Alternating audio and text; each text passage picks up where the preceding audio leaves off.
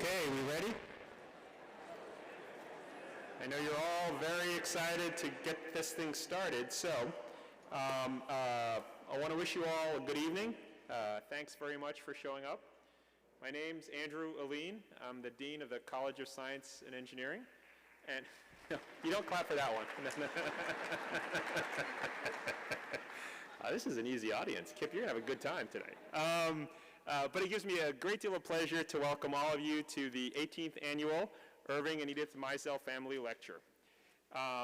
This lecture series, which, if that number is right, is now old enough to vote, has brought outstanding speakers in the world of physics to share their knowledge and insight with the general public. So sharing our knowledge at universities is one of the ways that we, as academics and researchers, provide value to society. And this becomes more and more important as the pace of advancement accelerates, and it's easy for misunderstandings about science and technology to emerge.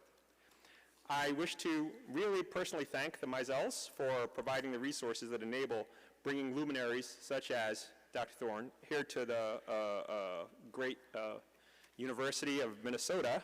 And I would also like to thank the School of Physics and Astronomy, and in particular, the Fine Theoretical Physics Institute for the tremendous effort that it took to put this lecture together. A lot goes into organizing, bringing the speaker in and setting up a venue like this.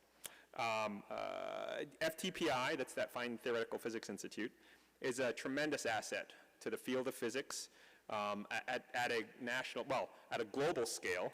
And certainly it's a tremendous asset to the University of Minnesota and the state of Minnesota. We take great pride in the accomplishments of the faculty and researchers in the Institute. Now, hopefully many of you will be able to catch the Physics and Astronomy Colloquium, I think it's tomorrow afternoon, where the speaker here is going to discuss the physics of the cult movie Interstellar. That should be really, really cool. But this evening, we're also in for a treat as Professor Thorne here takes us on a journey through the known universe. I'm really interested to see what he has to say. And at this point in time, I'd like to welcome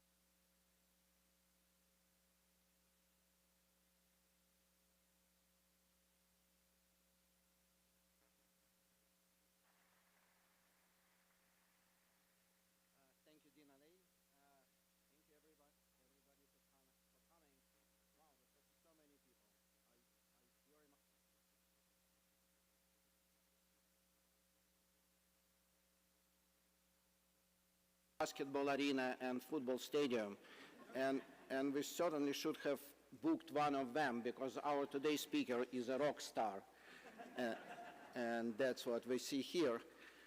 We will try to do better next time. All right, so then our speaker, future Professor Kip Thorne, was a little boy in Logan, Utah. His dream was to become a snowplow driver. But this dream was shattered when, at the age of 8, he attended a public lecture like this on a solar system and fell in love with astronomy.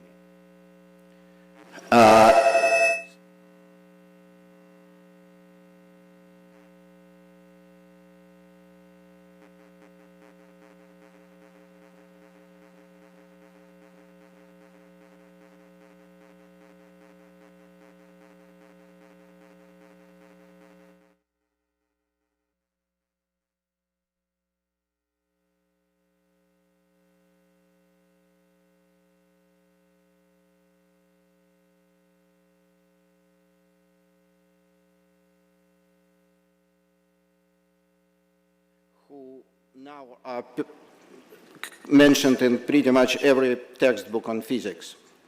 Now, speaking about textbooks, our today guest wrote a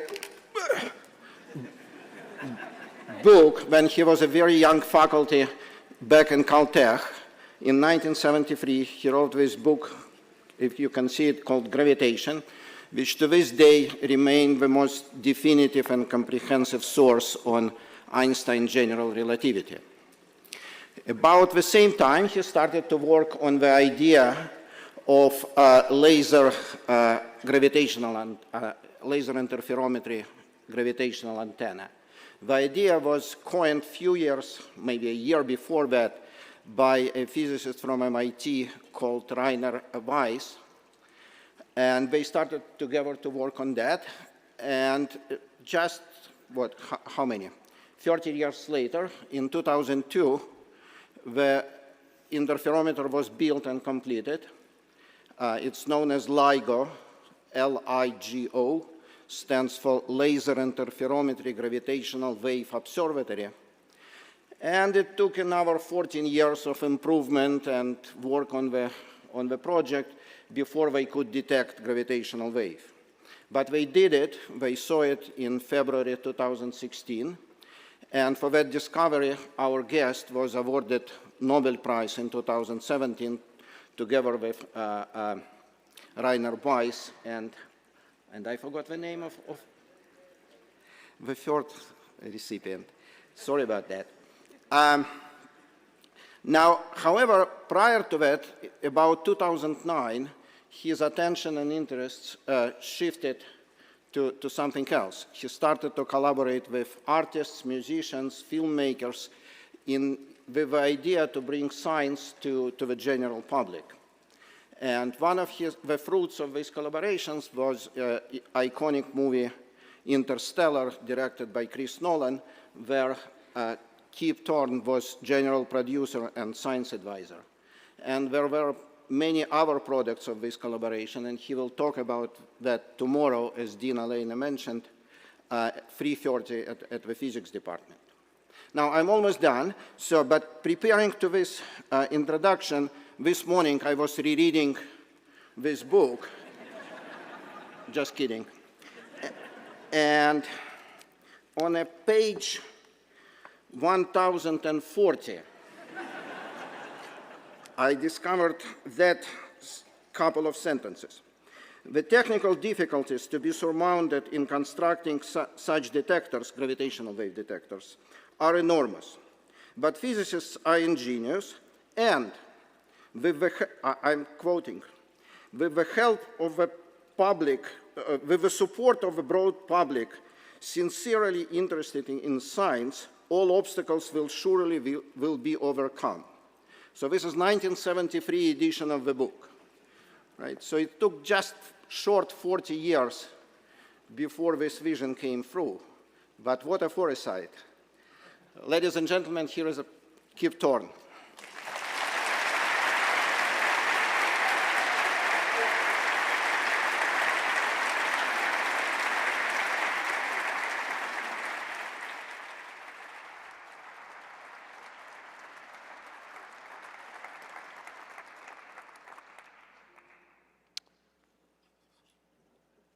Now,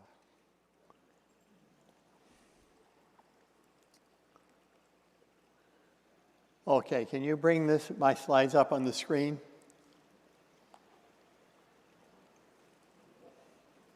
Please.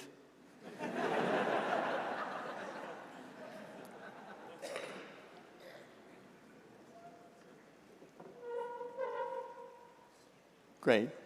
Thank you for that overly kind introduction. It is an honor and a pleasure to be here to give the Misel Family Public Lecture that is so very important and so valuable to the physicists and I think the whole community of the University of Minnesota and beyond in the Minneapolis-St. Paul area. I was really pleased to receive the invitation, and I'm so very happy to be here with you today. I'm going to be doing this in a manner that is different the way I normally give lectures, and so I want to find out whether you can see my cursor going back and forth under a warp side. Can you see that? Okay. Normally I'm pointing with a laser pointer, but there are too many screens to do that. And there's an overflow room. I don't know, it's 10 overflow rooms, something like that back there, who have screens back there. And So in order for them to see it, I'm switching over to this. So I may be a little rusty, a little unfamiliar with this, but work with me and we'll see how it goes. So 1962, as Alex said in his introduction, I went to Princeton to work with John Wheeler. John Wheeler was the great guru of relativity at that era, and I knew I wanted to do a PhD thesis in relativity and perhaps make my career in that area of research.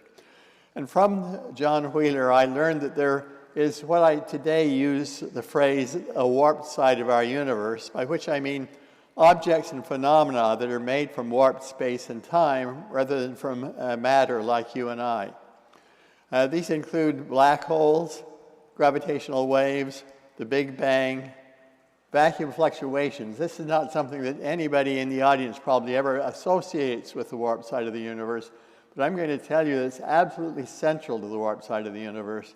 And so for a lot of physicists and astrophysicists, I'm going to, I hope, teach you something. And then wormholes and time travel. I'm going to switch glasses. If you don't mind, that's me trying to get adjusted to, that's much better. Okay. Now, okay. There's a great richness to the warp side of the universe, the warp side phenomena, and I'm going to illustrate this by telling you about many, many different features of black holes, some of which you have never heard of before.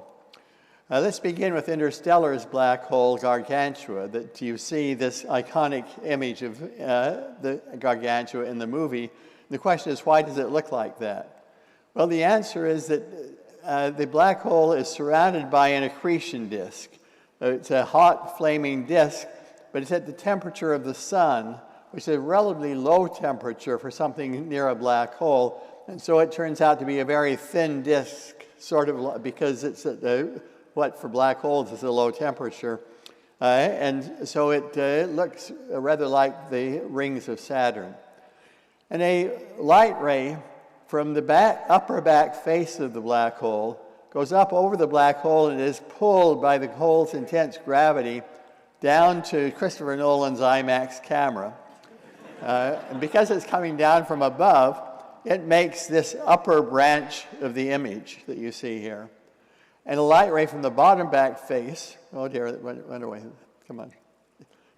From the bottom back face goes similarly underneath the black hole and up to the camera, and so it makes the bottom branch. And a light ray from the front of the accretion disk goes directly to the camera and makes the crossbar. So it's very simple and pretty obvious if you think about it, that's what it ought to look like. Now, in 2019, this is 5 years after this movie comes out, an Event Horizon telescope makes the first photograph of a black hole ever made. This is a project of 400 scientists and engineers at 100 institutions led by Shep Doeleman at Harvard. And they combined the data from many radio telescopes worldwide, but working at 1.3 millimeters wavelength. And here are the telescopes. They range from the South Pole up to Greenland, and they range from way out here in Hawaii up here to southern Spain, so covering basically half of the Earth. And combining those data coherently, they were able to make this remarkable photograph of the black hole in the M87 giant galaxy. And from the size of the black hole's shadow, the black thing in the center there, and knowing how far away M87 is from Earth, they could infer that this black hole weighed 6 billion times more than the sun weighs. It's just a huge black hole. Now, why are those images so different? Many people have commented they're so remarkably the same. They're not the same at all. They're weirdly different. And so my friend Oliver James at DNEG Visual Effects House, he and his team, they got the Academy Award for the visual effects in this movie, Interstellar. He said, let's take the IMAX camera and move it from the equatorial plane of the black hole up to the North Pole and let's see what happens. Well, it's pretty obvious that this is what happens, and then you smear the image out because the astronomers have very poor resolution, and there's what you get. And that's almost the same as the image, a photograph that the astronomers made. And so it really is totally compatible. Now, black holes are made from warped space-time. This is what I was taught from the beginning. And for example, the circumference around this black hole is very small compared to its diameter. And you would ask, well, how is that possible? Well, let's take an example, an analogy. Let's take a sheet of rubber, a child's trampoline, put it up on Hull stilts here that I'm not showing you, and then put a rock down at the center. And suppose that I'm a blind ant, and I go marching around here, and I measure the circumference around that region where where the rock is. And then I measure the diameter, and the diameter obviously is enormous compared to the circumference. And I have a degree from Caltech, and so I can know the obvious answer, and that is that this is because I live in a warped universe. My universe is this sheet of rubber, and it's warped. It's not flat. But this precisely the same diagram can be used to describe a black hole. What we do is we take an equatorial slice through the black hole, through the center of the black hole, going right down through the center. That's a two-dimensional surface.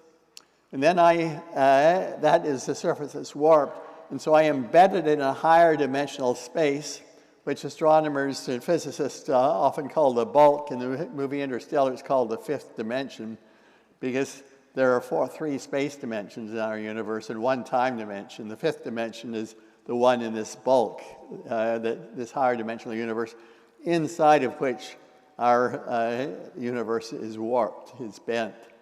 And so that explains the warping of space. But the thing that you all know about black holes is that if I fall into that black hole, I can never come back out.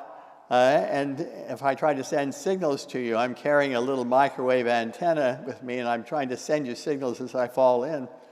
Once I get beneath the so-called horizon or surface of the black hole, the signals and I are pulled willy-nilly down here to where the rock was in my analogy, and that's where there is a singularity, a region where the laws of physics fail. And I'll return to the singularity in a few minutes.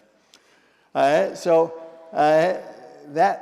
is then a second feature of the black hole, is that there is this horizon out of which you can't get. There's another feature is that time slows to a halt as you near the horizon. If I go down very near the horizon and you watch me, I seem to go into slow motion. My clocks seem to slow down enormously, in fact, slow to a complete halt right at the horizon. So then what happens beneath the horizon? I mean, what can be slower than stopped time? Well, the answer is beneath the horizon, time is flowing.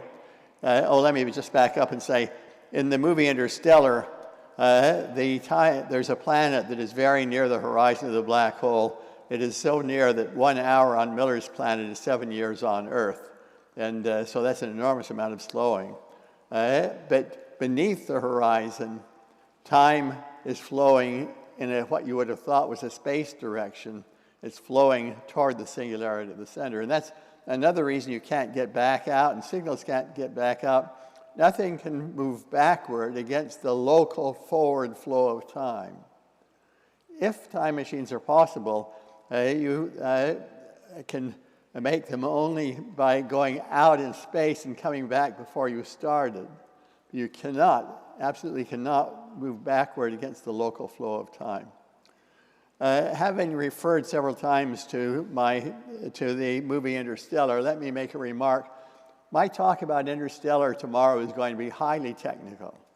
It's aimed at the physicists and not at the general audience. It's going to be full of equations, and it's going to be full of detailed references to pieces of physics that the physicists who have training at the level of a physics graduate student will be familiar with a lot of stuff, but the general audience won't be.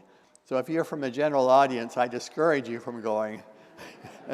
But, I know it's surprising that I talk about the movie Interstellar in that context, but it's because Interstellar has very deep physics built into it, and I want to explain to the physicists the details of the deep physics that is built into that movie from the beginning. Okay, so enough said.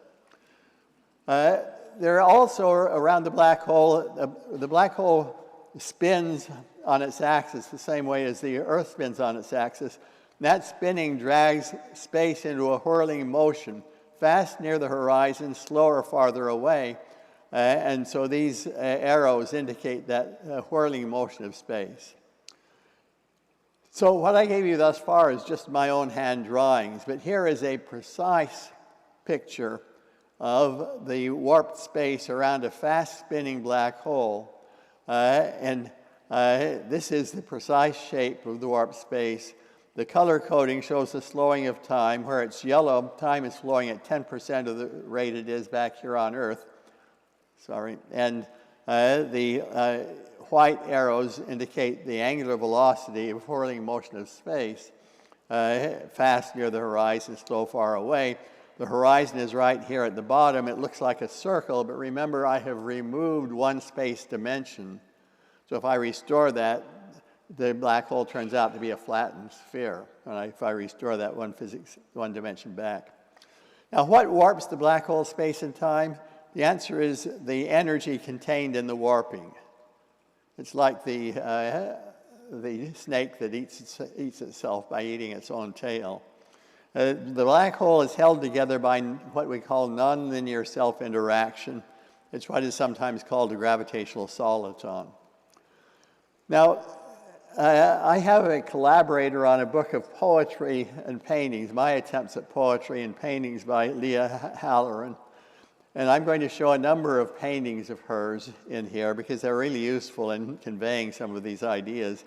So this is a painting she did of her wife, Felicia, who is just above the north pole of a black hole. And her head is looking down to her feet, and her feet are closer to the black hole than her head, so they're going around more rapidly in a counterclockwise direction than her head is. And so her head sees her feet going around counterclockwise. But if you think about it, that means that her feet will see her head going around counterclockwise too. An analogy will make this clear to you. If you take a wet towel and you wring it to wring water out of it, if your left hand sees your right hand going around counterclockwise, then your right hand will see your left hand going around counterclockwise. So the towel has a counterclockwise twist, and similarly, the black hole has a counterclockwise twist of space, a whirling motion, a vortex-like whirling motion with counterclockwise twist at the North Pole, and a clockwise vortex at the South Pole.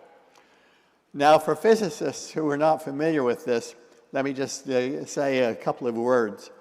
You understand this mathematically by taking the Riemann curvature tensor in vacuum, which we know describes in some sense the warping of space and time. You choose a reference frame, and then you break it up into its irreducible tensorial parts, and there turn out to be two of them. They're both symmetric trace-free tensors, and they are the so-called frame drag part of the curvature tensor, which actually describes the mathematics underlying these vortices. And then there is a tidal part of the curvature tensor, which is symmetric trace-free tensor, that describes the stretching and squeezing of tidal forces. So there's some very concrete and very interesting, very beautiful mathematics. I'm going to return to this. This is for the physicists, as I say, or mathematicians in the room. Let me talk about tidal gravity. If you have the moon and the Earth, the gravitational pull of the moon on the Earth has a strength and a direction given by these red arrows. The red arrows are basically pointing inward, so they have a component of squeezing the Earth's oceans. And this arrow is longer because it's closer to the moon than that arrow, than this side of the Earth. And that results, that differential, in basically a stretching of the Earth's oceans. And so you have the high tides toward and away from the moon and the low tides on the sides. And if you look at it from the reverse point of view, so you're freely falling, then there is actually a stretching tidal force and a squeezing tidal force. And similarly, and then what I want to tell you is that this can be described mathematically also in terms of a tendex. There's a tendex sticks out of the moon, and this tendex does the stretching. It's actually a physical force or physical field that is actually turns out to be part of the curvature of space-time, the warping of space-time. A stretching tendex sticking out of the moon and pulling on the Earth in this manner, and a squeezing tendex around the circumference.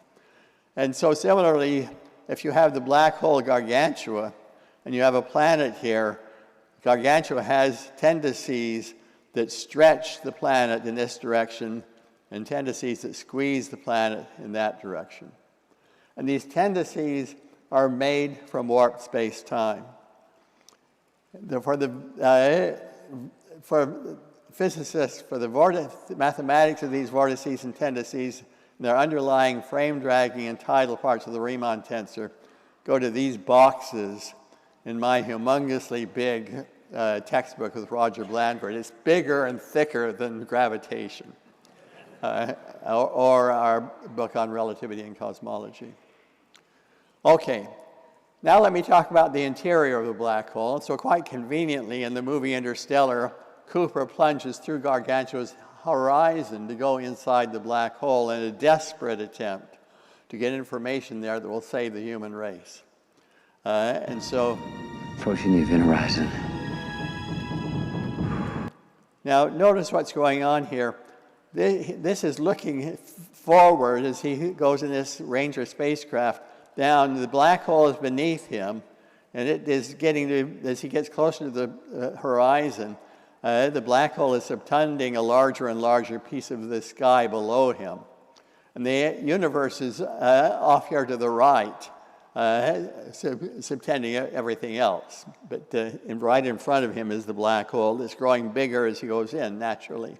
Now let's watch what happens as he plunges through the horizon. Port side, dipping down beneath it to go through it. Now, the external universe is still on the right, but that's subtending a smaller and smaller piece. It's inside the ring of fire.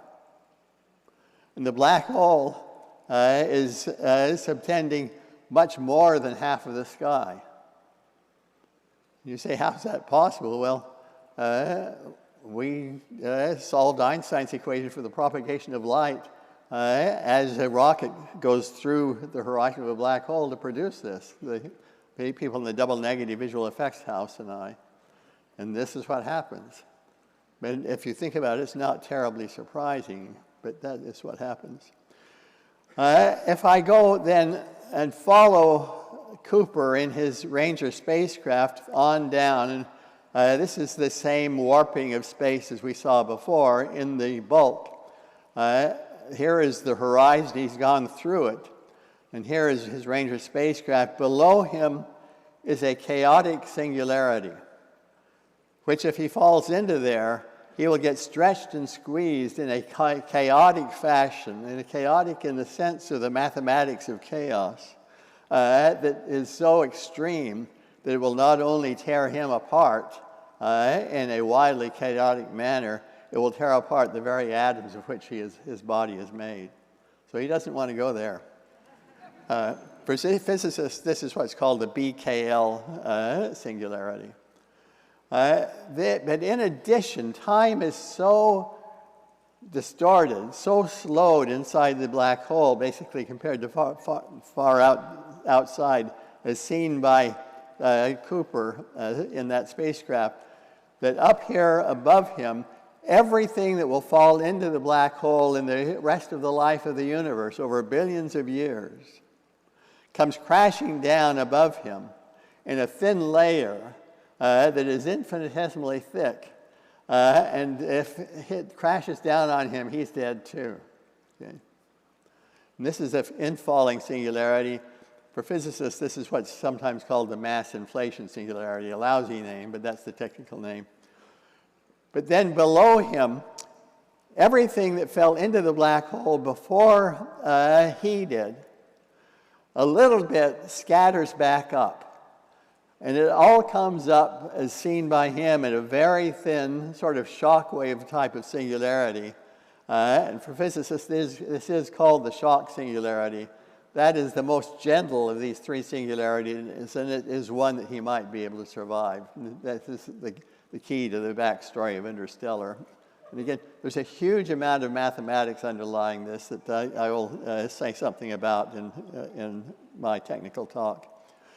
And so Cooper, I should have shut my phone off just a minute. That was a real no-no. Okay, it's dead. Okay, Cooper falls toward this outflying, so-called gentle singularity. And just as he approaches it, tidal forces tear his Ranger spacecraft apart.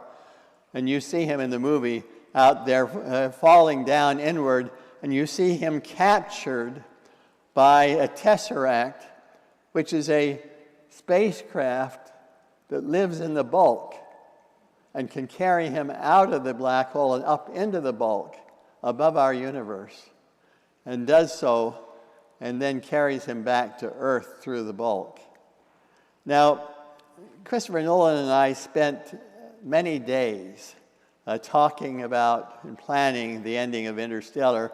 Chris said to me at the beginning of our working together that he greatly admired Stanley Kubrick's masterpiece movie, 2001: A Space Odyssey. And he wanted an ending that is as mysterious as the one in 2001. And he got one that was more mysterious. It's so mysterious that the only way you'll ever understand the ending is to buy my book. And here are the relevant chapters, 27 to 31. Fine. Enough said. So I now want to pull something from this other book that I did with Leah Halloran, my other marvelous collaborator. Chris was just wonderful to work with. Leah has been just wonderful to work with.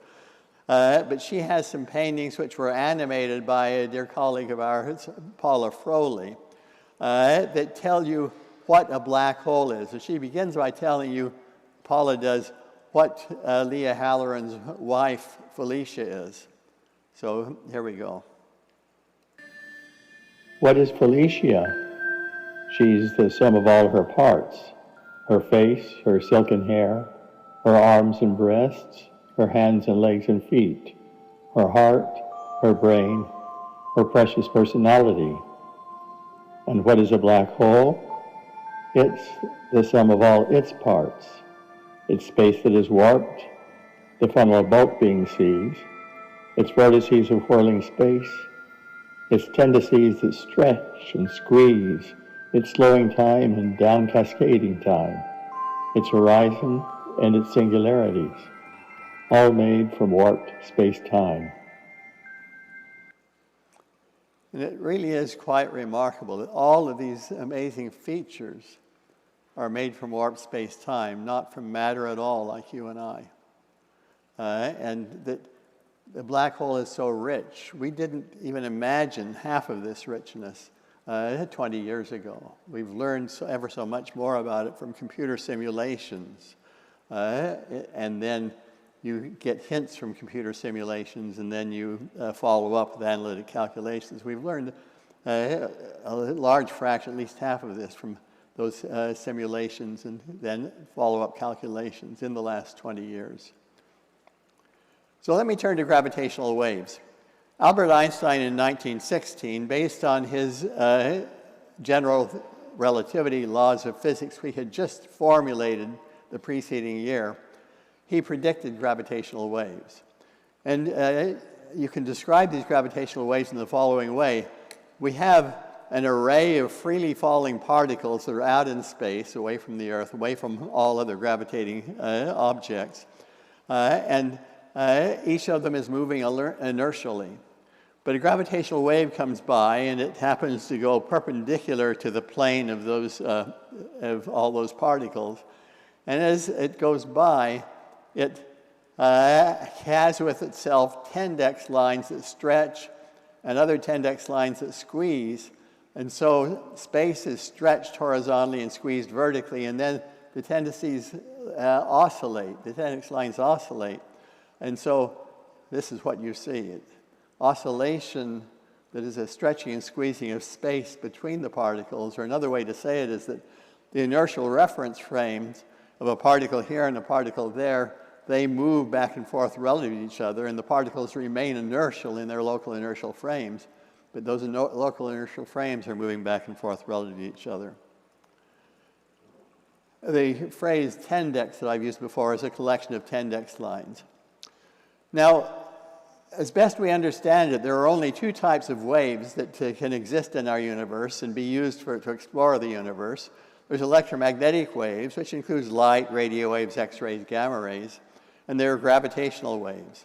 And it was Galileo 400 years ago who built a small optical telescope, pointed at Jupiter, discovered Jupiter's 4 largest moons, and in the process initiated instrument-based electromagnetic astronomy. And all the marvelous things that we have learned with electromagnetic astronomy, including light, with radio waves, X-rays, gamma rays, between then and now have completely changed our understanding of the universe. They've completely revolutionized our understanding of the universe. In 1972, my student Bill Press and I wrote a technical paper, but based on lots of discussions with our colleagues, as well as our own thoughts, which was a vision for what we could do with gravitational wave astronomy if we could create it. It was a vision that we wanted to do what Galileo did, create gravitational wave astronomy, and that this gravitational wave astronomy might similarly revolutionize our understanding of the universe over the subsequent decades and centuries, and might also do it particularly hand in hand with electromagnetic astronomy when you are dealing with sources that might produce both kinds of radiation. At that same time, as we were just finishing writing our paper, we received from Ray Weiss at MIT a technical paper in which he described a gravitational wave detector of a new type, different than what people had worked with before, called a gravitational wave interferometer, in which you have 4 mirrors that hang from overhead supports. A gravity wave comes along, pushes these mirrors apart, pushes those together. The next half cycle, it pushes these apart and it pushes those together. And you use a technique called laser interferometry to monitor these oscillating difference in arm lengths along these two arms. I won't discuss this technically, but just this is the basic idea. Now, gravitational waves are made from the same thing as black holes. They're made from warped space-time, and so they are the ideal tool for exploring the warp side of our universe. If we want to really observe black holes in detail, and they're not emitting any light, X-rays, radio waves, gamma rays, the ideal tool to do it with is gravitational waves. And this is what we also understood in 1972, and this is part of our dream. It took 43 years of intense work to develop and perfect Ray Weiss's gravitational wave interferometers, as elaborated and improved by Ron Drever, whom we brought to Caltech to work on this with us, and others. It took building a 1,000-person LIGO team, organized and assembled and initially led by Barry Barish, who understood that in order to pull this off successfully, we needed far more than just Caltech and MIT. And he built this team then that by the time we first saw gravitational waves, it was a team that had 1,000 collaborators from 16 different nations and something like 80 different institutions in 16 different nations, all contributing to this. And this team designed and built advanced gravity wave interferometers and developed data analysis techniques. By 2015, when the first waves were seen, it took 60 years to develop the tools for simulating on computers the collisions of black holes. I was convinced that it was very likely the first thing we would see would be colliding black holes. I was convinced of this by about 1990, and it seemed fairly likely already as early as about 1978 or 1980. And so I realized in order to understand the waves that we saw, we would have to have numerical simulations, solving Einstein's equations on supercomputers. That effort had already begun in John Wheeler's research group way back in the 1950s, before I ever joined his research group, and was brought to completion to the point that the simulations could be done that were required to understand the waves that started coming in just before the waves came in. LIGO's first gravity wave signal, called GW150914, then came from colliding black holes, and this is a simulation by the so-called SXS numerical relativity collaboration, a collaboration that I built together with Saul Tukolsky's group at Cornell. Saul is the real leader of this project. But I knew we had to have these simulations, and I built a group at Caltech to work with his group and aid his group in pulling them off in time for the observations. And so what you see here is what those colliding black holes initially orbiting each other look like as seen from the bulk. So they look like these two funnels then, with a color coding that indicates the slowing of time as you get near the black hole horizon. And you see this slow down into slow motion, and there's going to be a huge splash in the shape of space, and oscillation of the rate of flow of time, this color coding oscillating. And that's it's veritable storm in the shape of space and the rate of flow of time produces a burst of gravitational waves that goes flowing out. This rather remarkable simulation of that particular black hole collision that produced those waves, it does not begin to contain all the information about the warp space-time of these black holes as they collide. So let me describe some things that were missing from those that you just can't capture enough in that kind of a movie. Turns out when the two black holes are in the process of colliding, and so they are right at the moment of collision, they are going around and around each other.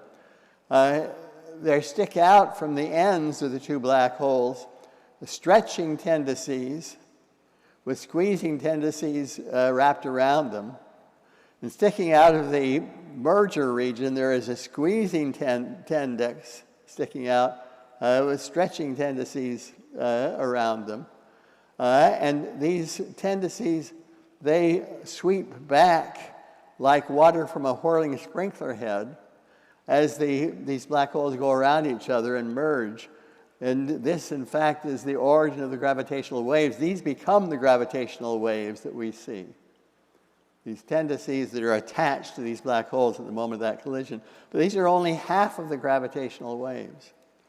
There's another set of gravitational waves that are produced by the vortices associated with the spins of the black hole. So this black hole has two vortices, one a counterclockwise vortex sticking out here, clockwise vortex sticking out there because the black hole is spinning around an axis along this.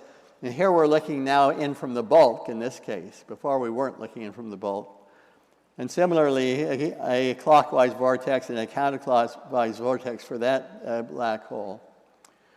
And these vortices, they stretch out and back as the black holes go around each other. Now those aren't gravitational waves because they are a twisting of space. They're not a stretching of space.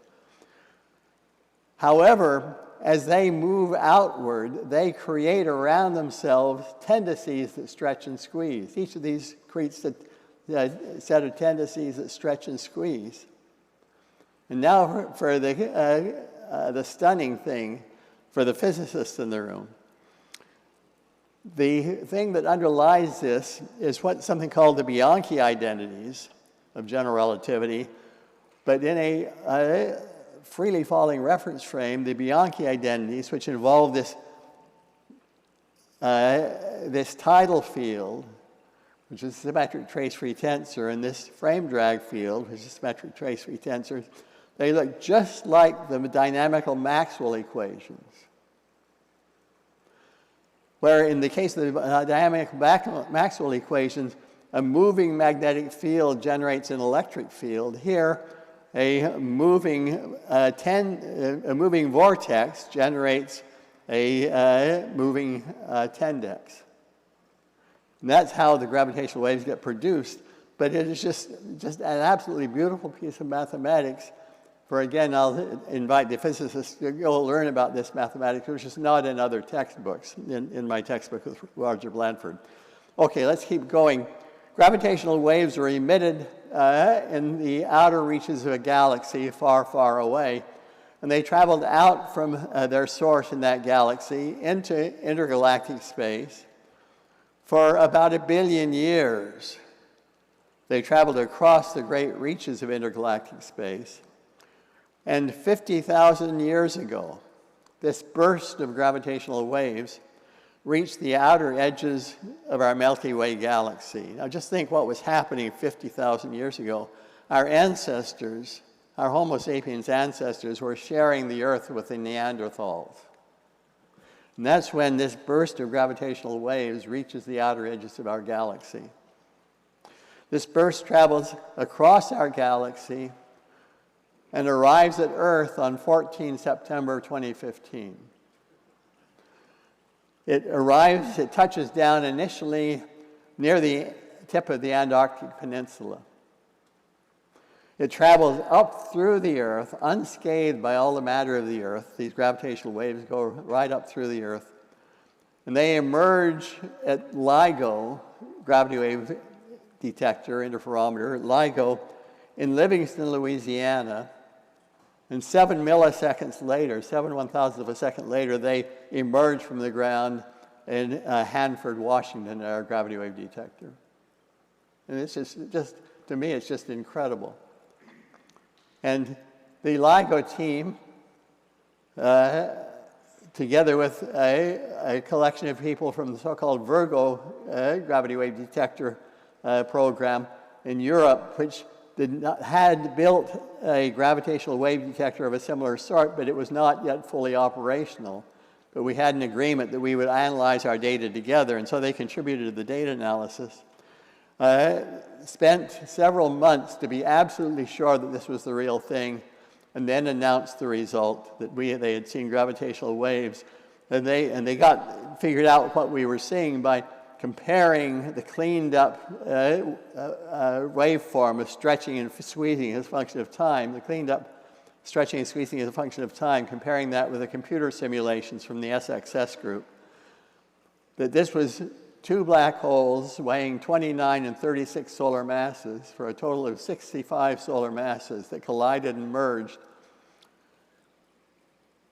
The final black hole only weighed 62 solar masses, so 3 solar masses was converted into gravitational wave energy and traveled out across the universe and arrived in a period of a fraction of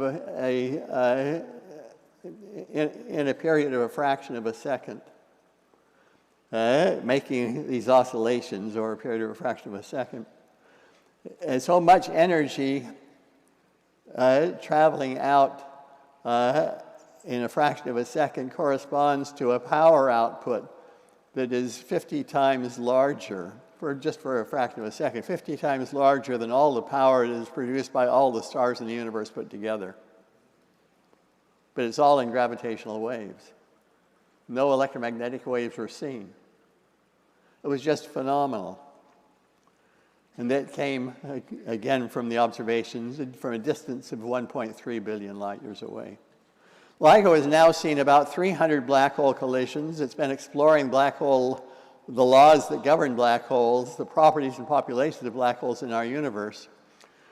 LIGO has seen several collisions of neutron stars, stars so compact they're made basically of pure nuclear matter, one of which was close enough that the electromagnetic astronomers saw every form of electromagnetic wave that the astronomers are capable of seeing came off of that same source as the gravitational waves.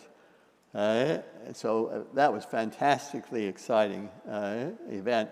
The other neutron star collisions are too far away, and all we could see is the gravitational waves. The electromagnetic astronomers couldn't see them yet. We've seen several black holes swallow neutron stars.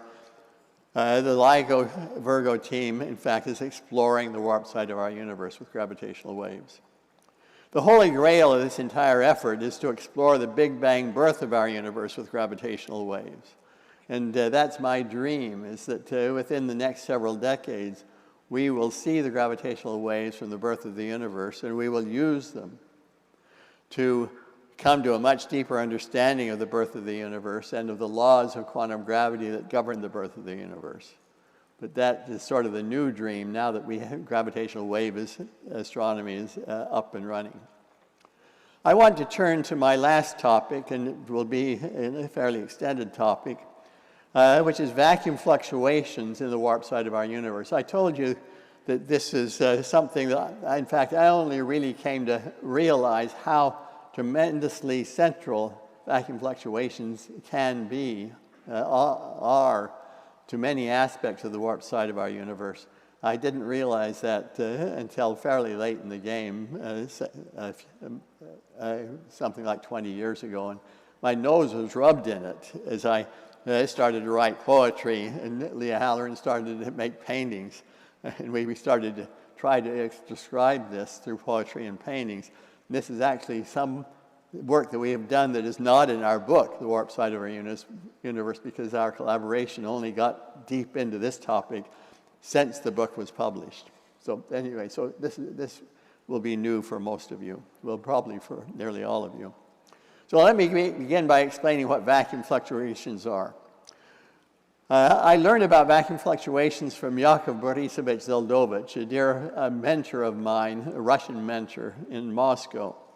And what are vacuum fluctuations? Well, if you take a box and you remove from the box everything that can be removed, you're still left with tiny fluctuations of everything that could have been inside the box. Tiny fluctuations of light in the form of photons fluctuating in and out of existence. Tiny fluctuations of electrons and positrons, electron-positron pairs, fluctuating in and out of existence. And similarly of every other kind of particle that can exist in our universe. And this is Leah's painting of this, where you see something really dark. There's a high probability of seeing fluctuations of light in there, extra fluctuations, where it's quite light between these lumps. There's a lack of fluctuations, much less than you would normally have. And this is continuing fluctuating then. I'm just saying that there are high probability regions and low probability regions for light. And this is fluctuating uncontrollably and unpredictably, going on all the time.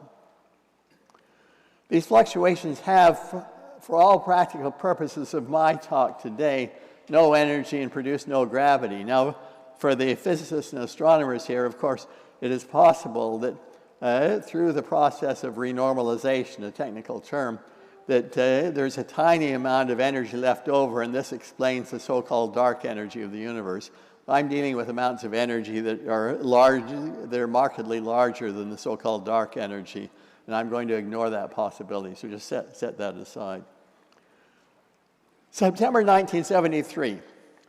I'm in the Hotel Rossiya in Moscow. I have taken Stephen Hawking there because my Russian colleagues, especially Zeldovich, wanted to meet with him because he is such a profoundly deep thinker and contributor, and this was very early in his career. And so I took him to Moscow because I already had a major collaboration going on with the Russians. And so Stephen Hawking on the left, Yakov Borisovich Zeldovich on the right, and Zeldovich's student, Alexei Starobinsky, in the center. The four of us were there in that hotel room. And Zeldovich described to us an idea that I found incredibly implausible. And then Starobinsky sketched a proof that he was right. And Stephen and I were sort of blown away. And here's the idea, that you have a spinning black hole. It's going around and around his axis here. And it is bathed by vacuum fluctuations coming from all directions. But Leah draws this only with the vacuum fluctuations coming from the left. So stuff comes in from the left and goes off to the right. It's really coming in from all directions, going off from all directions. But to make it easy to understand, she's drawn it this way. These vacuum fluctuations come in, and they suck up energy from the vortices of twisting space in the vicinity of this spinning black hole. And that energy they use to turn themselves into real particles of light, real photons, and real electrons, real protons, positrons, all kinds of particles that go flying out. And so, because we aren't even aware of these fluctuations of the vacuum, what we see is a spinning black hole that appears to be spontaneously radiating radiation and slowing down in the process. Now, Stephen Hawking, who's a much deeper thinker than I am, having been convinced that this was right, he went home and thought about it for several months. And in December 1973, he had an epiphany, a sudden insight.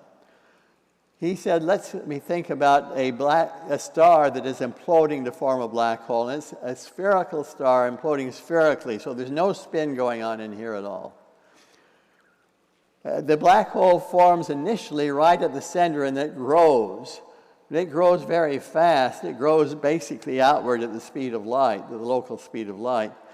And this expanding space, right in the vicinity of the surface of the black hole, is a place and the black hole swallows the star pretty quickly. This expanding space in the vicinity of the black hole is a place from which these vacuum fluctuations can suck energy out of the expanding space and use that energy to convert themselves into real particles, and those real particles are what is called Hawking radiation. And this was Stephen Hawking's astounding prediction that black holes, in the process of their birth, create this Hawking radiation that then leaks out gradually over the future lifetime of the black hole of millions of years, but it keeps leaking out. But it was created in the process of the birth of the black hole. And so you see the black hole radiating, Hawking radiation. That was an astounding prediction that it took several years for Stephen's colleagues to swallow and agree that he was right, but it turned out that he really was right. Zeldovich was even deeper than this. In 1971, even a little bit before he had thought about spinning black holes, he had said to himself, in the birth of the universe is born expanding, and maybe vacuum fluctuations that come off of the birth of the universe, maybe they can suck energy out of the expansion of space at the beginning of the universe, and they can suck enough energy out to turn themselves into real particles of matter and real particles of radiation, maybe into all the matter and radiation that we see in the universe today. But he couldn't make it work. It just didn't work out mathematically. And he and his colleague Igor Novikov wrote a book on cosmology at that time that I oversaw the translation and editing of, and they have a detailed, long discussion of this and throwing up their hands. It really doesn't work. They don't know why. It's a few years later that Zeldovich's student, Alexei Starobinsky, along with Andrei Linde, who was also in Moscow at the time, but is now at Stanford, and Alan Guth at Harvard, and others, had the brilliant insight that if the universe was born expanding really rapidly in what we call inflation, it expands exponentially fast in the technical language, then this will work. And indeed, it does work, as they showed. Big Bang singularity expanding really rapidly at the very beginning If it produced only these vacuum fluctuations, it didn't produce anything else, only the smallest amount of fluctuations you could possibly have, those fluctuations will feed off the energy of the expansion of space and will produce all the matter and all the radiation in our universe today, and will even produce just the right size of fluctuations of density to have given rise to the births of the galaxies and clusters of galaxies that we see in our universe today. Just a phenomenal conclusion. And so the bottom line that I'm getting at is that we have these vacuum fluctuations inevitably in certain circumstances gobbling up energy from empty space and using it to do really interesting things in our universe. And the warp side of our universe can't just be totally empty of matter. It always has the vacuum fluctuations, and in some circumstances, those vacuum fluctuations will do astounding things. Now let me talk about wormholes. Of course, there's a famous wormhole in the movie Interstellar. This wormhole in the movie Interstellar sits over here. It reaches from the vicinity of Saturn to the vicinity of the black hole Gargantua. I'm here as before. I'm removing one spatial dimension. So our universe is this two-dimensional membrane in the higher dimensional bulk. This membrane or brain is bent around to the higher dimensional bulk. But you don't know it if you live in the membrane, because there's all you see is the intrinsic shape of space of the membrane. You don't see this bending in the external bulk. There's no way for you to see it. So you don't know whether it's bent around like this or whether it's straight out or what. So in this case, it's bent around like that. And somehow, some very advanced civilization perhaps has built this wormhole. And this wormhole then is part of our brain. And light can travel from the vicinity of the black hole Gargantua along this surface, this two-dimensional surface. I've suppressed one dimension, so it's really three-dimensional piece of space of our universe, up to the IMAX camera, bringing an image of what's going on in the vicinity of Gargantua. So that's the basic idea. And here is the resulting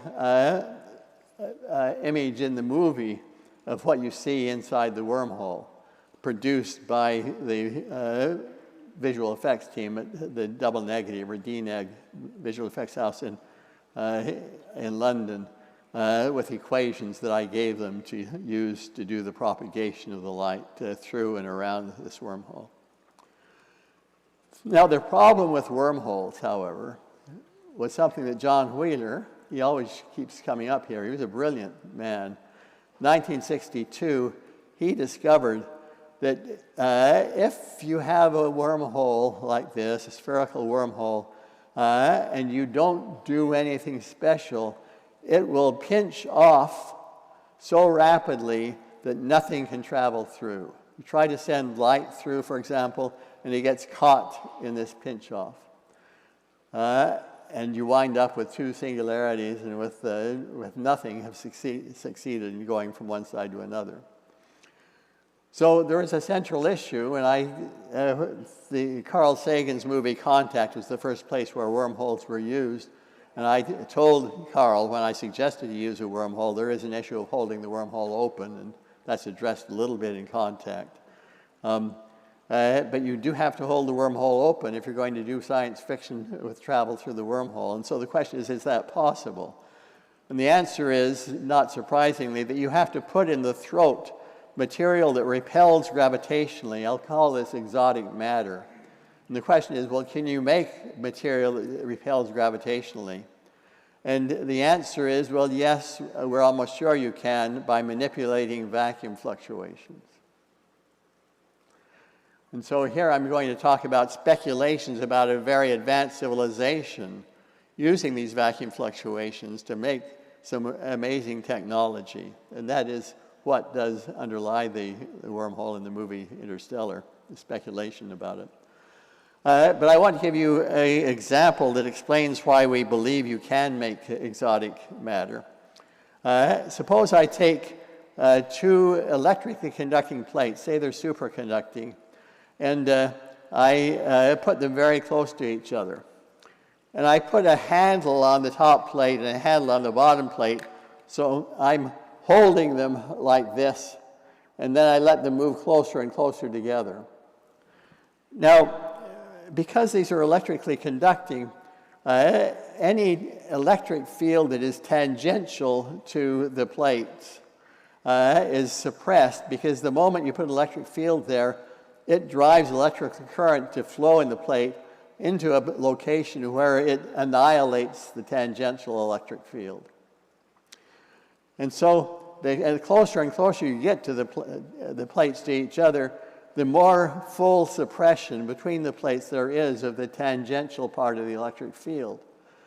And that means that you're getting more and more negative energy in there, because you have much less fluctuations than the normal vacuum would have. And indeed, not surprisingly then, if you hold the plates apart with these handles, and you let the plates get closer and closer together, there's an attractive force called the Casimir force that has been measured many times by physicists. And that Casimir force does work on you, on your hands. You're sucking energy out of the vacuum in between the plates. And that vacuum is getting more and more negative energy, because it began with zero energy at the very beginning. The actual amount of energy in there in the ordinary vacuum is zero or exceeding or close to zero. And it gets more and more negative, and it is a general consensus that with very high probability, but not 100% confidence, that this then leads to a very negative energy between the plates in those vacuum fluctuations. Okay, so now let's take two spheres, perfectly conducting spheres, that are nested one inside the other in the throat of a wormhole. They're the same size, but for seen from above here, you have two nested spheres, and this is the outer sphere, and that's the lower sphere. But seen by somebody down in this lower sheet, this is the outer sphere, and that's the lower sphere. So, but there is then, it's basically a perfect analog of the two plates. But these are now two concentric spheres in the throat of a wormhole. And there's a force between them, and you hold these plates apart with an electric force. So there's an electric field that extends out far away from the wormhole in all directions. And it turns out that electric field contributes nothing to the relevant energy that produces gravity. But the thing the crucial thing, if this is going to hold a wormhole open, is that the total energy of the plates, of the spheres, made out of metal or whatever they're made from, has got to be less than the negative. That's a positive energy. That must be outweighed by the negative energy of this vacuum fluctuations that are suppressed between the two spheres. And I and other physicists have worked very hard to prove a theorem that says whether or not it's possible to have the plates with less energy than the vacuum between the plates. And nobody's been able to find the answer. So we don't know. I'm a little skeptical, but we don't know for sure. So let me tell you where things stand after something like 25 or 30 years of struggling with these issues. Can wormholes occur naturally in our universe? I think the answer is almost certainly no, except possibly on the quantum gravity scale, on a tiny, tiny scale of 10 to the minus 33 centimeters, in some quantum foam of fluctuations in the shape of space or in the topology of space. little wormholes that are fluctuating in and out of existence on this tiny, tiny, tiny scale, far, far smaller than an atom. Can big wormholes be made by an advanced civilization? Possibly. I can imagine when I have had a few vodkas in my stomach that a very advanced civilization can grab a hold of one of these fluctuating wormholes down in the quantum foam and enlarge it to classical size. If they do that, can these wormholes be held open? Probably not. It probably requires too large amounts of exotic matter. But when speculating beyond the frontiers of firm knowledge, I've been proved wrong so many times that it's sometimes spectacularly wrong that you shouldn't take my pronouncements too seriously. But I'm pessimistic, but I could well be wrong. Wormhole-based time travel, let's take a wormhole, my wife, Carol Lee, and I are here. We have 2 mouths of a wormhole.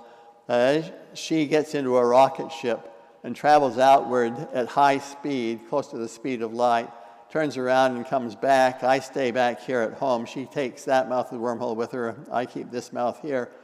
And there's something called the twins paradox that says that she may, in this process, age by just 1 year, while I age by 50 years. A little dangerous at my age to age 50 years, but let's suppose that's what happens. Then, if that's what happens, then looking out through space, Carol Lee sees me exceedingly old. But if we hold hands through the wormhole, each of us looking at each other's watches, obviously each other's watches tick at the same rate inside the wormhole. So looking through outer space, I'm old. Looking through the wormhole, I'm young. If you think about it, that means the wormhole is now a time machine. You have to think about it, but it becomes pretty clear if you think about it for a little while. The wormhole became a time machine. However, in 1991, Sung-Won Kim, a postdoc from Korea, and I thought this through and did some detailed, in-depth calculations using something called quantum field theory and curved space-time. And we discovered that it is pretty likely that at the moment that this becomes a time machine, it self-destructs. So here is Carol Lee, here's me, we're holding hands through the wormhole. And at the first moment when anything can move backward in time, it goes into the wormhole at Carol Lee's mouth and travels through and comes back here before it went in, but goes around and comes back here at the moment it started. So you now have twice as much of that stuff, photons, say, virtual photons, you have twice as much of it as you had before. And then it goes around once more and you have 4 times as much as you had before. And the whole thing just blows up. The very first moment that you can build, that you turn the time machine on, it self-destructs. And I suspect this is what happens, but I'm not sure. And Stephen Hawking and I had a long discussion about this, and we tried to make a bet, but we could not quite agree, because every time we did calculations to try to sort this out, we found ourselves driven into the domain where the laws of quantum gravity take over from our calculations. And we concluded that only the laws of quantum gravity know whether time machines self-destruct when you first turn them on. And that's where it was left at the time that Stephen died. And Stephen's so much smarter than me, there's no way I can go on working on this without him. But let me just say that Stephen had, however, made a chronology protection conjecture, which simply says that this will always happen, and this keeps the universe safe for historians of all species. Let me just wind up then. I'm right at 1 hour, but I want to do one last thing here, and that is to tell you about vacuum fluctuations in 21st century technology.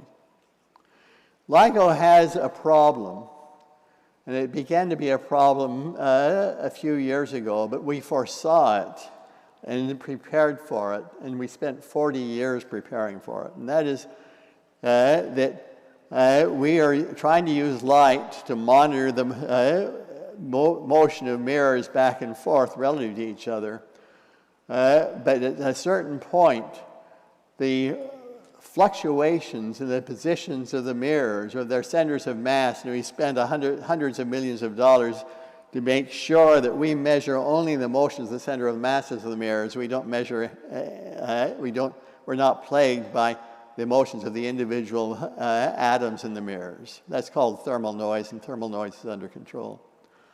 And so the fluctuations in the position of the center of mass of these mirrors become so large today, and as of a few years ago, that they would be hiding the gravitational waves that we are detecting today if we didn't have a technology to control those fluctuations in the center of mass of the mirrors. We recognized this way back that there could be an issue. Brzezinski told me there could be an issue. In 1968, he told me this. This is back way before LIGO was even conceived. I mean, he was a brilliant man, this Russian physicist. He said, no matter what kind of a gravity wave detector you invent, you're going to come to the point where you're plagued by this. You're measuring the motion of a center of mass of some kind of a mirror or other object. And those fluctuations in the position of that center of mass are going to get in the way, and you will have to control them in order to succeed. And he said, you're going to need quantum non-demolition technology, he called it. This meant technology where these fluctuations will not demolish your gravity wave signal in the process of you trying to measure it. And LIGO is now monitoring motions of 40-kilogram mirrors with a level of noise at about 10 to the minus 19 mirrors, 1/10,000th the nucleus of an atom. Unbelievably small level of noise. And that is well into the regime where the quantum fluctuations of the mirrors of center of mass are killing you. You couldn't see the gravitational waves. So the first time we humans are seeing human-sized objects behave quantum mechanically. And we need what Brzezinski called quantum non-demolition technology. Today it's called quantum precision measurement technology to deal with this. And in fact, a student of mine, Carlton Caves, pointed out there really are two quantum noises. One is the fluctuations in the center of mass of the mirrors, and the other is fluctuations in the output light of the output laser light going into the photodetector. This is called shot noise sometimes, and both of those are quantum noises you have to deal with. But what he realized, and this was a shot from the blue, nobody at all anywhere in the world was thinking in this direction, and somehow he saw it, was that vacuum fluctuations of light entering the interferometer from the direction of the photodetector will beat against the laser light from the laser to drive the fluctuations in the position of the mirror. And that makes and controls the quantum noise of the mirror. Another way to say it is that the quantum state of whatever comes in from the output of the interferometer, the quantum state of that vacuum fluctuations or whatever it is comes in, that controls the quantum states of the mirrors and also controls the quantum state of the output light, the so-called shot noise. And that was just a tremendous insight. But then he went beyond that and says we can then change what comes in from this output port. We're going to squeeze the vacuum. And with help from a colleague, Bill Unruh at the University of British Columbia, the two of them saw that a particular way of squeezing them, called frequency-dependent squeezing, you can drive all of the quantum noise due to the fluctuations of the mirrors, you can drive it into places where it will not affect the gravity wave measurement. Jeff Kimball, just down the hall from us, explained how to do it. He invented the technology to do this frequency-dependent squeezing. And the LIGO team spent 30 years developing this into something usable, this quantum precision measurement technology. After 30 years of development by the LIGO team, It is now in operation in LIGO. It is responsible in large measure for the fact that LIGO today sees several collisions of black holes each week, compared to just one every 6 weeks when we first turned on. It's just a remarkable thing that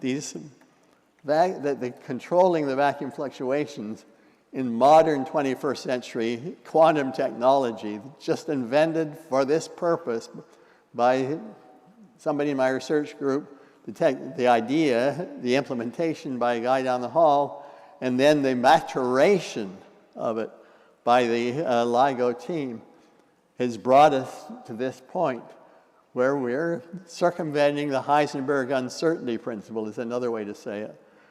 We are controlling the quantum noise so it becomes irrelevant in LIGO today. Thank you.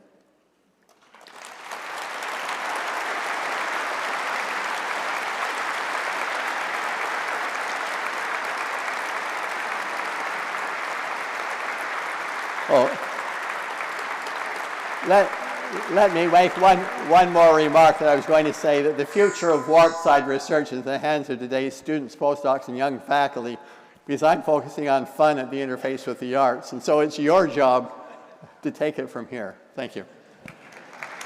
Thank you very much.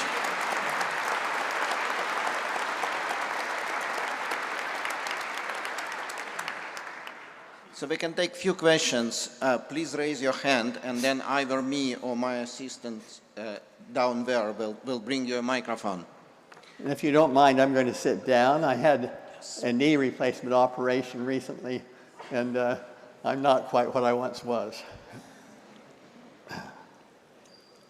Oops, no, they have a chair for me back here. That's probably better. No. Yes, please.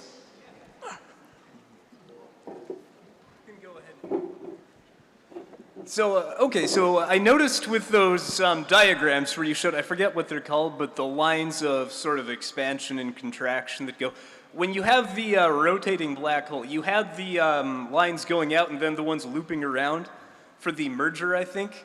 But then it seemed like, topologically speaking, they were sort of like going linearly out in two directions and then going around circularly in the other direction. So what's the transition between those two? Well, by the time they reach the Earth, the sizes of these things are so huge that all you see at Earth is just crossed lines, crossed red and blue lines by the time they reach the Earth. And so you just have to think about them traveling out a billion light years distance. And they're now humongously big. And yeah, I guess they're now just plain waves of the sort that Einstein talked about. Yeah, I guess my question is in between one set and the other set, where you have the blue twisting around the red versus the red twisting around the blue. Do they go to zero in between? Because that can't happen continuously. I think we would have to sit down and draw some pictures. Okay. Yeah. Thanks. Here another question. Oh, let me also emphasize that these drawings are Leah Halloran's drawings to get the basic idea across. If you go look in my textbook with Roger Blandford, you see the actual drawings, which are more complicated than this.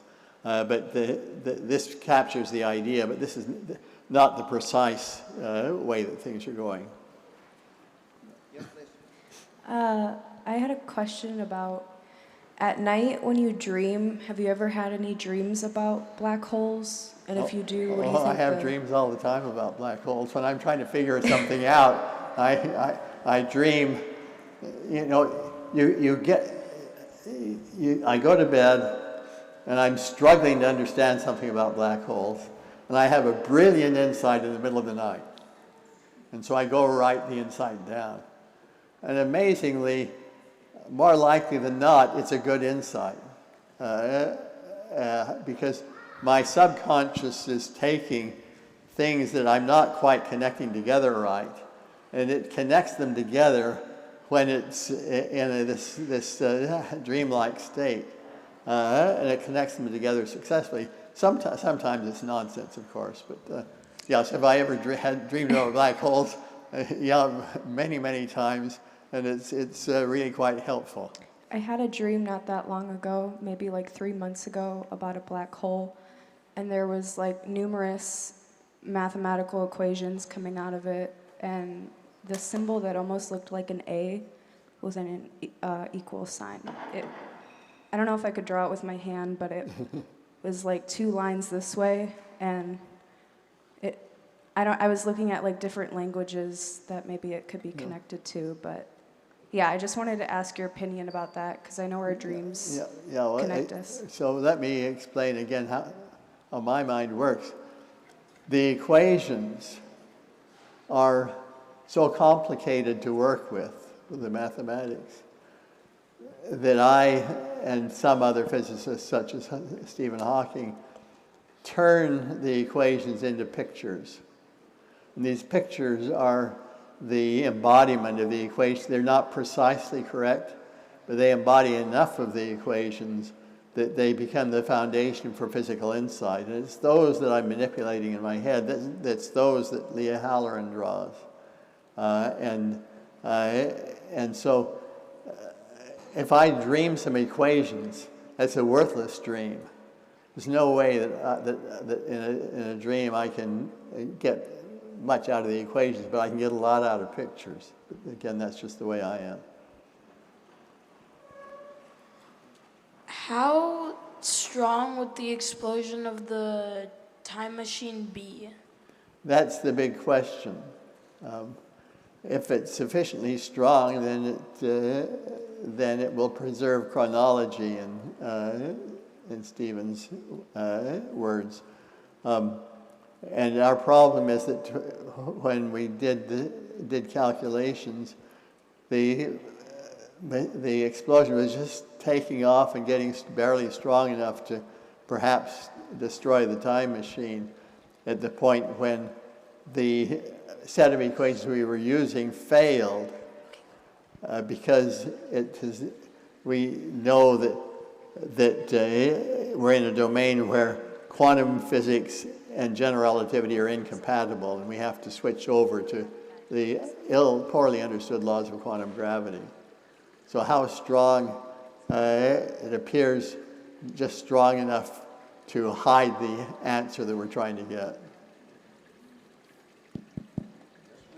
So, since at the event horizon of a black hole, time slows to a stop, and nothing can fall in from the point of view of an outside observer in a finite amount of time, how do black holes actually grow and get bigger?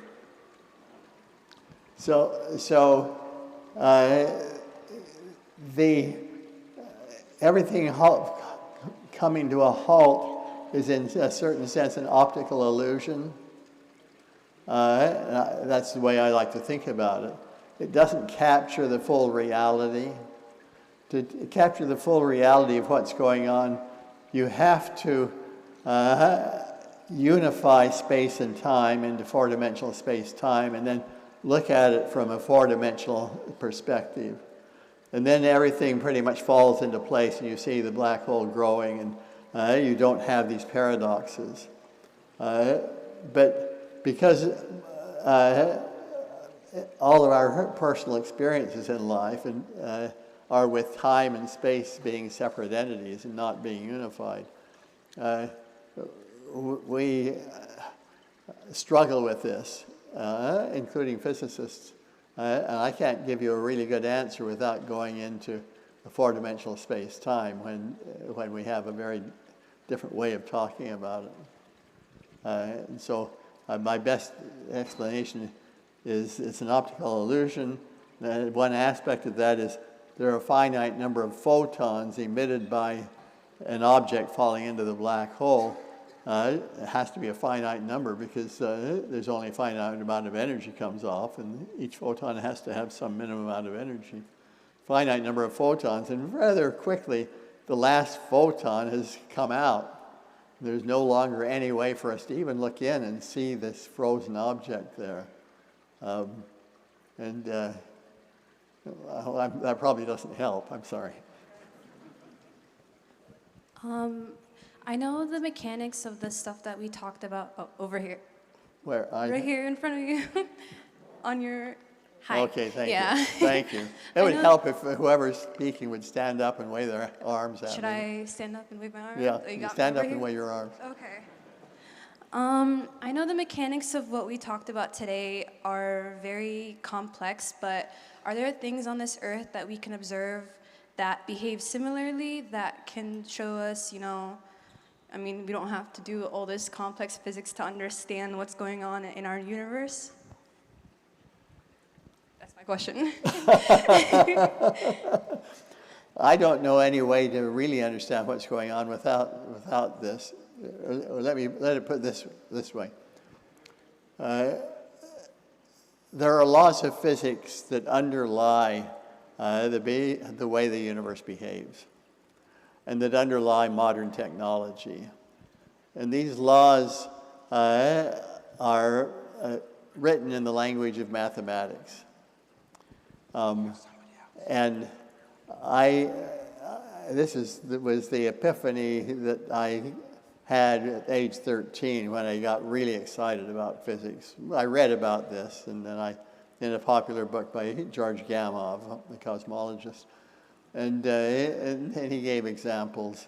And when I came to really understand and believe that these laws of physics control everything, and that they were written in the language of mathematics, of course, then I wanted to learn the language of mathematics. And I don't know any way other than through these mathematical laws to be absolutely sure about what's going on. That plus experimental data that in a laboratory, very carefully done experiments, the two of them hand in hand. But the physical intuition that we get by turning those laws in an imperfect way into pictures, which is in some ways like what you're saying, that physical intuition can be very powerful in guiding the calculations I do, or guiding the experiments that colleagues of mine do, or guiding the development of technology that our LIGO team did for gravity wave detection. These mental pictures, this physical intuition has enormous power, but it's imperfect power.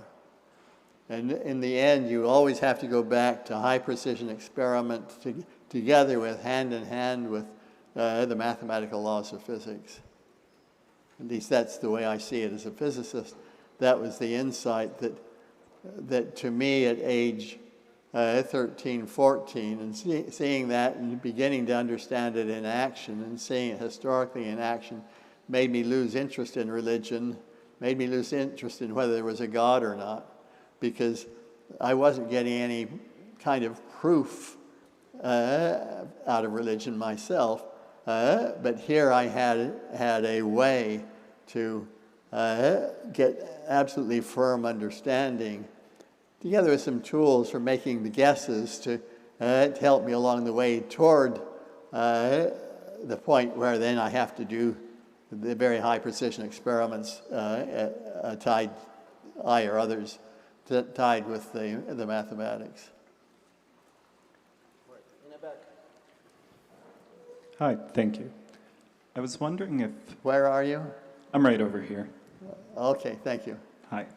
So, if black holes have charge to them as they are merging together and accelerating, do they produce light? Do they produce light or radiation? Yep, or electromagnetic radiation. Yeah. So if you have a black hole, that's not okay. You have a charged black hole, but even a black hole that just has a magnetic field threading through it. So there's a magnetic field that goes in the South Pole and out the North Pole. If it orbits around another black hole, you have two black holes that are like that, they orbit around each other. Yes, you then have magnetic field lines that drag out behind, like you would if you had real real particles doing that, and that will produce radiation. So under certain appropriate circumstances, yes. But the big issue is whether or not you can have some way that you have an electromagnetic field attached to a black hole that produces strong enough radiation that when two black holes collide, you get electromagnetic waves as well as gravitational waves. And the answer, so far as we know, the answer up until now is pretty pessimistic.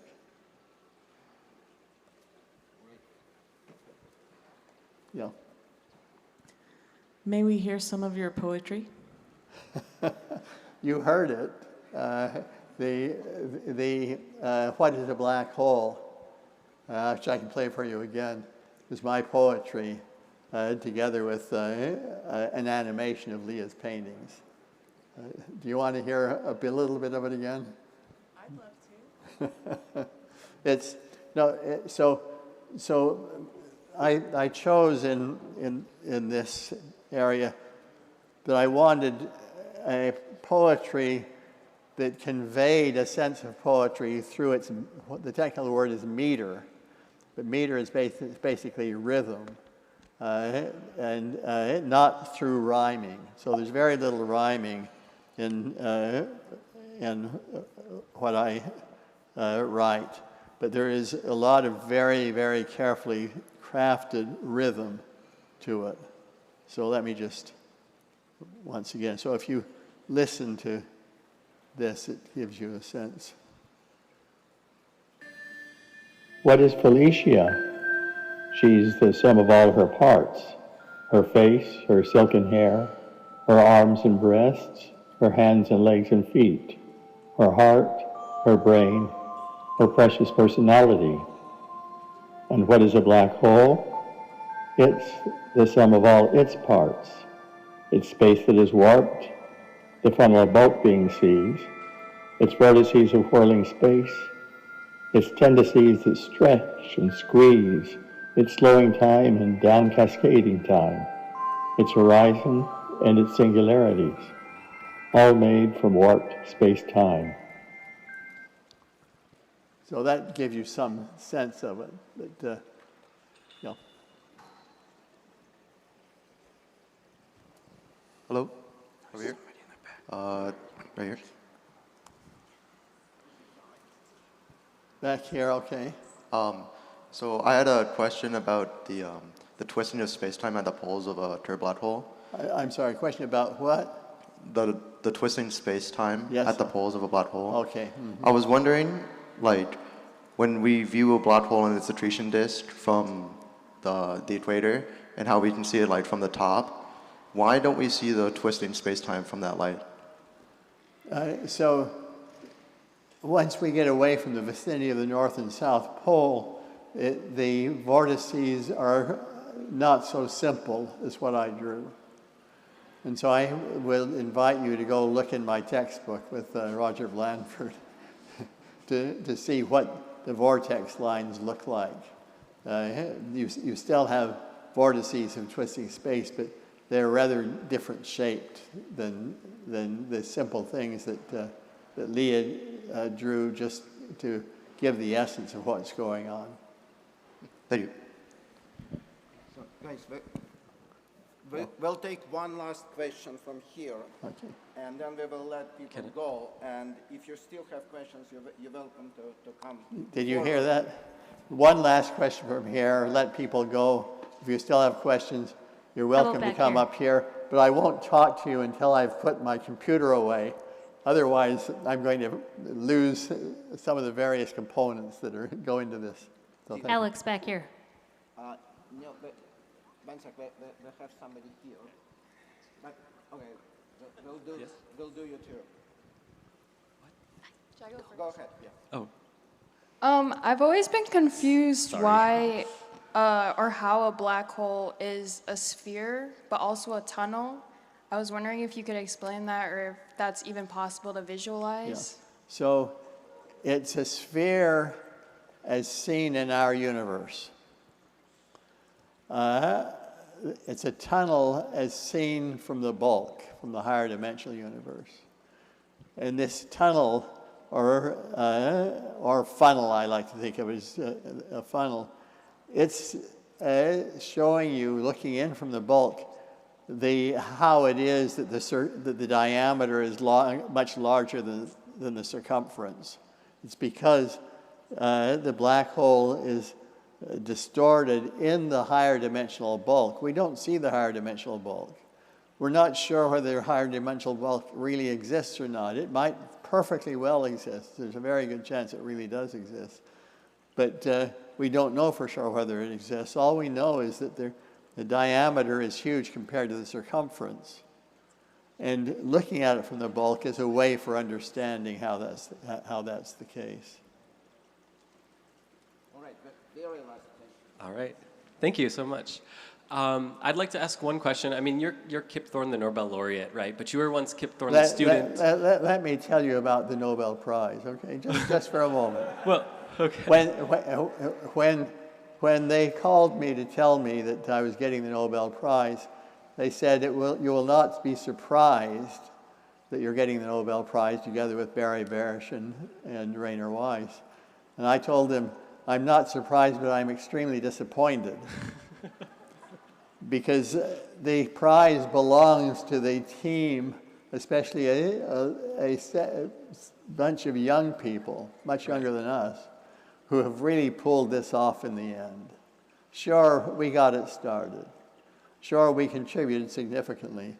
But the end game was other people, much more than us. And they deserve as much credit as we get, if not more. And you screwed it up with the Nobel Prize for the Higgs boson because it was a similar situation where the discovery was a team. Surely by now you have learned that you have an obligation to educate the general public that certain kinds of science can only be done by large collaborations, and that it is far more than 3 people in this large collaboration that really make the thing happen. And so what's going on? Why haven't you got that through your thick skull already? I didn't say that, but that was basically the message. And he responded, we'll discuss it when you get to Stockholm. And so I got to Stockholm, and we had a long discussion, and he said, some of us recognize this, but not enough of the committee has come to buy it for us to make a change. We do have the power to make a change despite the nature of Nobel's will. And maybe at some point we will make the change, but we just have not been able to get to the point where we do. It's so important to have a small number of people as icons that outweighs everything else. Well, the Breakthrough Prize, which we also won, they gave 2/3 of the Breakthrough Prize to the entire team, and then 1/3 to 3 of us. And so at least the entire team, everybody in the team got several $1,000s. I've forgotten how much they got, but they got a non-trivial amount of money. Everybody in this team of 1,000 people. Well, anyway, enough said. Yeah. Okay, go ahead. Sorry, I was going to address, actually what you were talking about with the whole collaboration, right? I was saying, you're also, I suppose you still are a student in some ways, you're still learning new things, but you were a student, you were an early career scientist, you were a bright young faculty member, right, at some point, I imagine. And I just want to see what your advice is for those people in the same places, for young students and early career scientists and people like that. I'm sure you've had a point in your work where you've sort of felt like, well, maybe my stuff isn't going anywhere, or I'm never going to be important like some of these other people that I have. And what sort of advice would you have for those who maybe were stuck in that same position you were at one point? Well, so if you're ambitious, as so many young people are, as I was, I think my biggest piece of advice is when you pick something to work on, an area to work in, a project to work on, you pick something that not only you think has a possibility of some big payoff, but that's fun. Because if it's not fun, you're not going to be able to work hard enough to really bring it to conclusion. And that's the biggest thing I think people don't really appreciate. And it's what my grandfather said to me when I was 4 years old, and I remember it so vividly. He said, if when you grow up you find a job that's like play, you will succeed in life. And that was the basic message that, and so that's the one piece of advice that people perhaps don't think about that I would emphasize. All right, so let's thank Professor Thorne.